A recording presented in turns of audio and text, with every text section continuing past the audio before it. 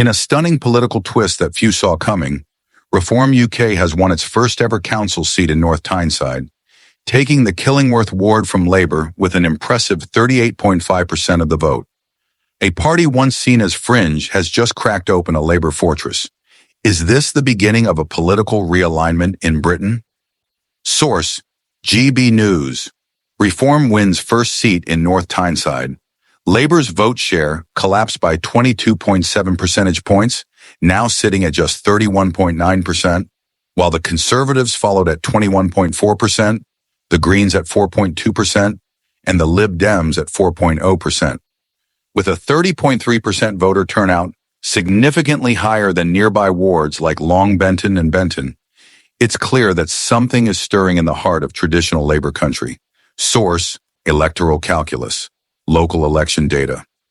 But who is the man who flipped the seat? Not a seasoned politician, but Brian Smith, a former gym cleaner who ran under the Reform banner. His reaction: "This is the beginning for reform in North Tyneside. I'm not a political type person, but people want change, and they welcomed us." Here's a question for you. Would you vote for a political outsider if they truly represented your concerns? Let us know in the comments. Now, before we go any deeper, if you want honest, fearless reporting that doesn't filter the facts, support England Now 7 by hitting that like button, subscribing, and turning on notifications. We bring you the truth others avoid. Back to the story. Despite the upset, North Tyneside Mayor Karen Clark tried to play it down, telling the BBC, "Reform gained a seat. Of course we'd rather have kept it.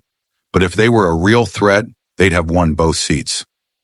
Source: BBC News. Local elections coverage. But is that wishful thinking? Because national data tells a very different story. A poll of 5,400 voters by electoral calculus shows Reform UK now leading nationally at 29.4%, ahead of Labour's 22.9%. If a general election were held today, Reform would be projected to win 325 seats, just one seat short of an outright majority. Source: electoral calculus, national polls. June 2025. So here's a big question. Are we about to witness Britain's two-party system crumble for good? Or is this a short-term protest vote? Reform's momentum isn't limited to the Northeast. They're replicating the strategy that worked in the east of England, where disillusionment with Westminster has long festered.